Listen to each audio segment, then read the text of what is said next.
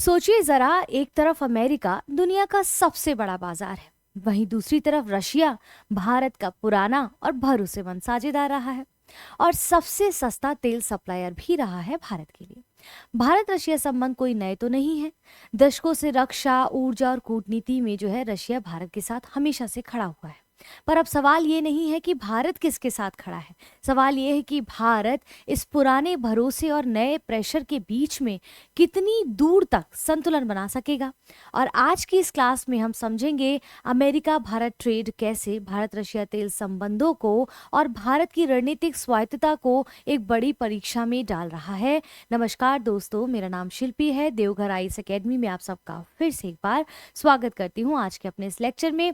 और आज हम यहाँ पर समझेंगे कि ये जो इंडिया और अमेरिका की जो ट्रेड डील अभी 2 फरवरी 3 फरवरी को हुई है, इसका कल ड्राफ्ट पूरा जारी कर दिया गया कि किसमें क्या कितना परसेंट कौन सी चीज़ें आएंगी, कौन सी चीज़ें जाएंगी, कौन सी चीज़ें ब्लॉक की जाएंगी, वो सारी चीज़ों को कल ड्राफ्ट जो है दे दिया गया है। लेकिन अब मुद्दा ये सामने आ रहा है कि डोनाल्ड ट्रंप ने जो बीच में कहा था कि रशिया के साथ भारत जो है हम सारे टैरिफ की कटौती कर देंगे, लेकिन रशिया से भारत ऑयल नहीं खरीदेगा, तो इस पे भारत ने कोई प्रतिक्रिया नहीं दी थी। तो क्या बदलते हुए समय में क्या हम अमेरिका के प्रेशर में या अमेरिका से लेने वाले सामान के प्रेशर में क्या हम रशिया से ऑयल खरीदना बंद कर देंगे, क्योंकि कम होता तो हमें दिखाई दे रहा है। तो इससे भारत और रशिया के रिश्तों पे क्या इम्पैक्ट पड़ेगा, ना केवल भारत और रशिया के रिश्तों पे इम्पैक्ट बल्कि ग्लोबली हम देखेंगे इसका क्या प्रभाव पड़ेगा, क्योंकि बहुत लंबे समय से भारत और रशिया के बहुत अच्छे रिश्ते बने रहे हैं। और ऐसे में हम देख रहे हैं ये सारी चीज़ें कैसे ट्रांसफॉर्म हो रही हैं, चेंज हो रही हैं, ग्लोबल चेंजेस आ रहे हैं। तो अमेरिका और भारत ट्रेड डील ने भारत के जो रशियन ऑयल है उस पर क्या इम्पैक्ट डाला, लेकिन डोनाल्ड ट्रंप का जैसे मैंने बताया एक ट्रेड डील हुआ है मेड इन इंडिया प्रोडक्ट्स पर, वो 18% 50% से 18% का टैरिफ लगा रहे हैं। और उनसे जब बातचीत हुई थी तो तेल रशिया खरीद रोकने की बात जो है नहीं की गई थी, लेकिन डोनाल्ड ट्रंप ने अपनी तरफ से कहा था और अमेरिका से 500 अरब डॉलर की खरीद का दावा भी किया गया है। लेकिन यहीं से मैंने जैसा कि कहा एक क्या हुआ है, कंट्रोवर्सी और क्वेश्चन शुरू हो चुका है भारत और रशिया के रिश्ते को लेकर। ट्रंप कहते हैं कि भारत पर 20% टैरिफ हटाकर वो 18% कर देंगे। ठीक है, अमेरिका भारत क्या है, अमेरिका के खिलाफ जो टैरिफ और नॉन टैरिफ बैरियर है वो लगभग जीरो कर देंगे और अमेरिका से 500 डॉलर की खरीद करेगा भारत, जैसे ऊर्जा, टेक्नोलॉजी, कृषि उत्पाद और कोयला।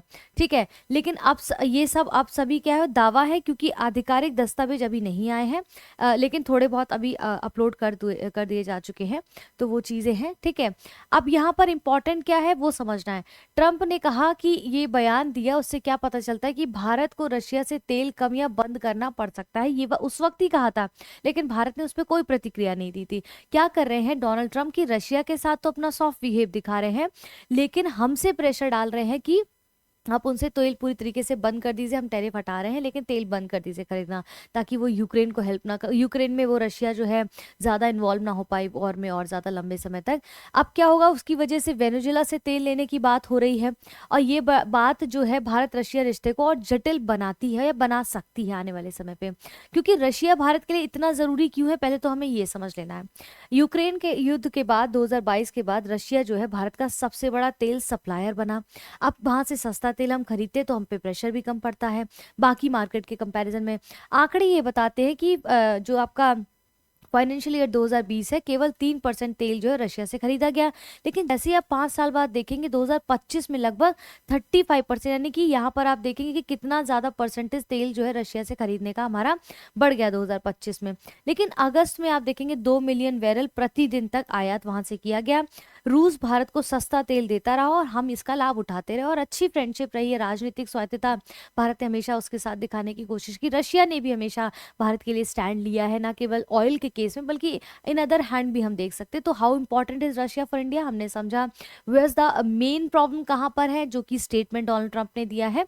ठीक है, लेकिन कल ही जैसा कि मैंने पढ़ा है कि डोनाल्ड ट्रंप ने जो ट्रेड डील हुई है भारत और यूएस के बीच में, उसमें उन्हें एक भारत का ओरिजिनल नक्शा जो है अपनी वेबसाइट पर डाला। उसने पूरे विश्व में एक भारत के प्रतिबिंब को बहुत सुंदर तरीके से रखा और भारत की सीमाओं को, जो अक्साई चीन या पीओके या फिर अरुणाचल प्रदेश को जो डॉटेड लाइन के द्वारा या डिस्प्यूटेड एरिया दिखाया जाता था, अमेरिका ने ऐसा नहीं किया बल्कि पूरा प्योर मैप को उस प्रकार से दर्शाया है। बहुत अच्छा टॉपिक है। देवघर आईएएस एकेडमी के इस यूट्यूब चैनल पे पड़ा हुआ है, कल ही पढ़ा है, जाके देख लीजिए। ये प्रोग्राम डेली शाम को 6 बजे मेरे द्वारा पढ़ाया जाता है। अमेरिका की नाराजगी क्यों भाई, अमेरिका को इतना कष्ट क्यों हो रहा है? अगर ऐसा नहीं है तो अमेरिका ने रशिया पर तो प्रतिबंध लगाए हैं। वो चाहता है कि देश रशिया से तेल ना खरीदे, यानी कि भारत रशिया से तेल ना ले। प्रेशर के कारण क्या हो रहा है कि भारत रिफाइनरी ने रूस तेल को खरीदना अब थोड़ा कम कर दिया है, ऐसा देखा गया है। वो 5 ईयर अगर आप वो सॉरी अगर फाइनेंशियल ईयर देखेंगे तो उसमें कटौती तो दिखती है आने वाले समय पे, और शायद दिख सकती है। तो भारत ने तेल खरीदना कम किया है, क्योंकि पूरी तरीके से बंद तो नहीं किया है रशिया से ऑयल खरीदना। रिलायंस ने रूसी तेल बंद किया है, एचपीसीएल ने रूसी तेल 10% से भी अब कम कर दिया गया है। यानी कि आयात हम कितना कर रहे हैं उससे दिसंबर में 1.3 एमबीडी, जनवरी में 1.2 एमबीडी, और यहाँ पर आगे मार्च तक जो है और गिरावट होने की संभावना यहाँ पर देखी जा रही है। ठीक है, एक सेकंड बस रुकिएगा यहाँ पर।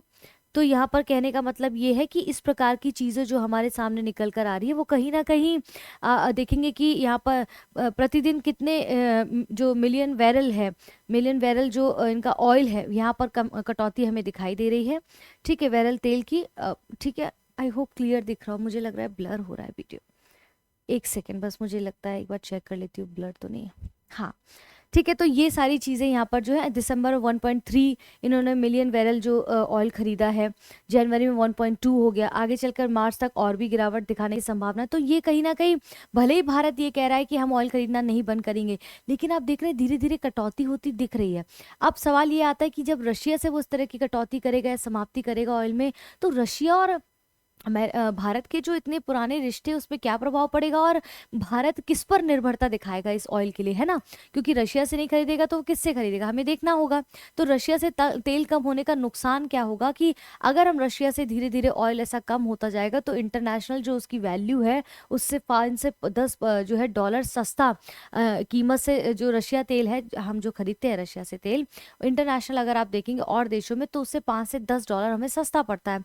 रूस से दूरी का मतलब क्या होगा, अगर रशिया से हम दूरी बना लेते हैं डोनाल्ड ट्रंप के प्रेशर में, तो तेल महंगा हो जाएगा, ज़्यादा शिपिंग भी हमारा खर्च होगा। बट ऑब्वियस सी बात है, क्योंकि हमारे एक अच्छे टर्म्स है इसलिए वो हमें सस्ते उसमें मुहैया करा देता है, उसको भी फायदा रहता है। ज़्यादा बीमा लागत लगेगी, भारत का तेल आयात बिल थोड़ा सा बढ़ जाएगा अगर हम रशिया से तेल खरीदना थोड़ा कम करने लगेंगे, और आने वाले समय पे तो दूसरों पे डिपेंडेंसी भी बढ़ेगी हमारी, है कि नहीं? आप वेनेजुला विकल्प बन सकता है क्या? क्योंकि वेनेजुला में भी तेल को लेकर अभी देखिए डोनाल्ड ट्रंप ने कैसे वहां के राष्ट्रपति को उठवाया था, वहां के तेल पर कब्जा आने के लिए, उन चीजों को हथियाने के लिए। तो क्या वेनेजुला जो है रशिया का विकल्प बनेगा भारत के लिए? तो क्या सीमाएं होंगी? सिर्फ 0.2 से 0.3 एमबीडी ज्यादा तेल हम यहाँ से ले पाएंगे। भारी निवेश हमें करना पड़ेगा यहाँ पर। हर रिफाइनरी इसे प्रोसेस नहीं कर सकती है, इतने लंबे प्रोसेस को, और रिफाइनरी जो है इतना अफोर्ड नहीं कर सकती है। इसके अलावा क्या समस्या होंगी कि नाफ्ता जैसे जो डाल्यूट की कमी है वो वहां पर देखने को मिलेगी। अमेरिकी कंपनियां महंगे दाम पर बेच रही हैं ऑयल को। अब जब अमेरिका का वर्चस्व वहां पर हो जाएगा तो ऑब्वियस सी बात है तेल हमें ऑटोमेटिकली महंगा मिलेगा। तो क्या ये रणनीति है, क्या ये षड्यंत्र है डोनाल्ड ट्रंप का कि रशिया से हम कम खरीदे, इस प्रकार से वेनेजुला पर निर्भरता बने? और वेनेजुला पूरा विकल्प कभी नहीं बन सकता भारत के लिए, ठीक है ना? ना फाइनेंशियली इसको सपोर्ट कर पाएगा, ऑयल खरीदने में कम कर पाएगा, रशिया की टक्कर का तो नहीं हो पाएगा, क्योंकि आपके जो पुराने दोस्त होते हैं वो अलग तरीके से आपकी मदद करते हैं, ना केवल फाइनेंशियली, पॉलिटिकली, इकोनॉमिकली और इस तरीके से, बल्कि इमोशनली वो आपके साथ हमेशा रहते हैं। जब भी इस प्रकार की परिस्थितियां बनती हैं, जहाँ पर यूएन में भारत का साथ देने की बात हो या इंटरनेशनल लेवल पर भारत के साथ देने की बात हो, तो रशिया हमेशा उसके साथ रहा है। तो सिर्फ तेल की खरीद फरोख्त की बात यहाँ पर नहीं है, ठीक है। वैश्विक असर यहाँ पर क्या होगा, तो ग्लोबल इम्पैक्ट आ गया। India imports about 5.62 MBD crude oil daily, हमेशा डेली जो है पर डे अगर हम देखें 5.62 जो यहाँ पर मिलियन बैरल जो तेल खरीदता है, ठीक है, रोज, इसमें 15 से 20% तक अभी रशिया से खरीदता है। सोचो, इतना बड़ा परसेंटेज तो वो रशिया से लेता है। अगर ये सप्लाई चेन अचानक से क्लोज हो जाती है तो ग्लोबली जो तेल की कीमतें हैं वो बढ़ेंगी, क्योंकि जो भारत से परचेस करते फिर उनको भी तो महंगा मिलेगा, ठीक है। बाजार में अस्थिरता आ जाएगी।